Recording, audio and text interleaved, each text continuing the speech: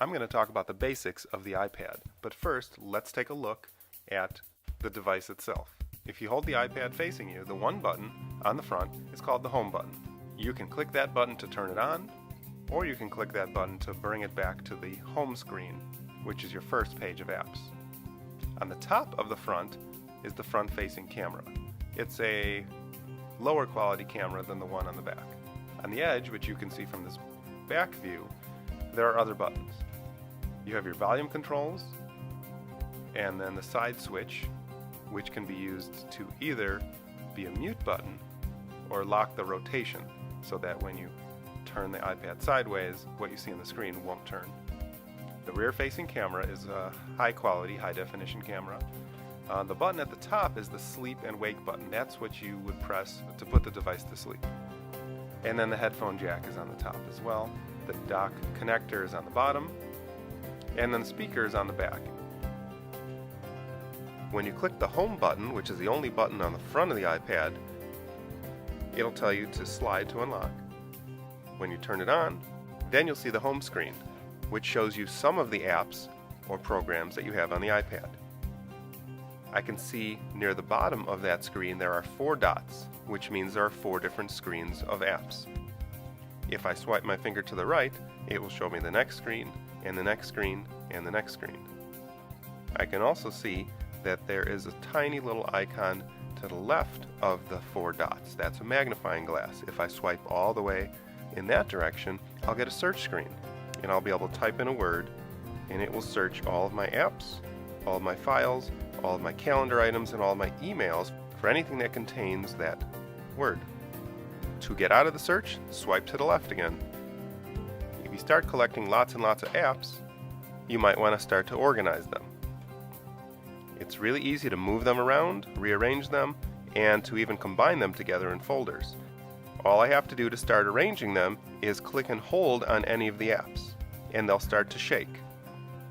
You'll also notice that there's a little X in the corner of most of them. If I want to delete it from my iPad, I can click the X and it will ask me if I want to delete it. Some of them do not have the X. Those are the apps that came with the iPad and they must remain on the iPad. If I want to rearrange my apps, I can easily do that once they're shaking by clicking on one and moving it around. I can combine them together by dropping one app on top of the other, and they will create a folder. It's going to give me a suggestion for the name of that folder. If I want to rename it, I can click on the name of the folder and the keyboard will come up and I can type in there if I want to. I could even move apps to different screens. Let's say I want this whole news folder to move to a different screen. I can click and carefully move it to the edge, and it will go back to a previous screen, and I could even drop other things in it.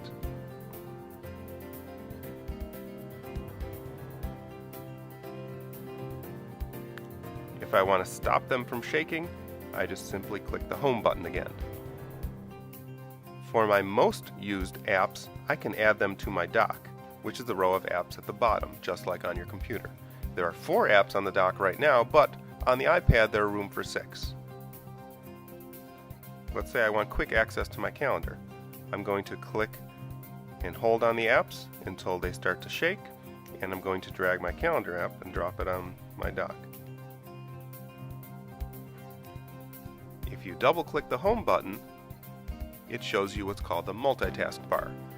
On the multitask bar, you can see the apps you've used recently and that are still open and running. Although on the iPad, most apps that you're not actually using don't use any resources if they're just open.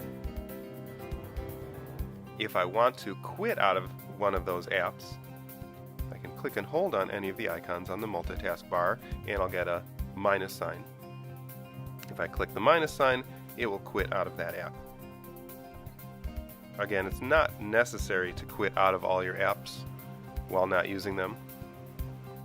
On the multitask bar, if you swipe to the right, you'll see some other tools that you'll have access to, including volume controls, brightness controls, your media controls, your AirPlay button,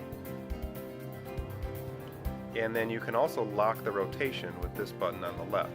When I don't have that locked, if I turn the iPad, it will turn what's on the screen. If I do lock it, then when I turn the iPad, it won't turn what's on the screen. To get out of the multitask bar, either just click on the screen or click the home button.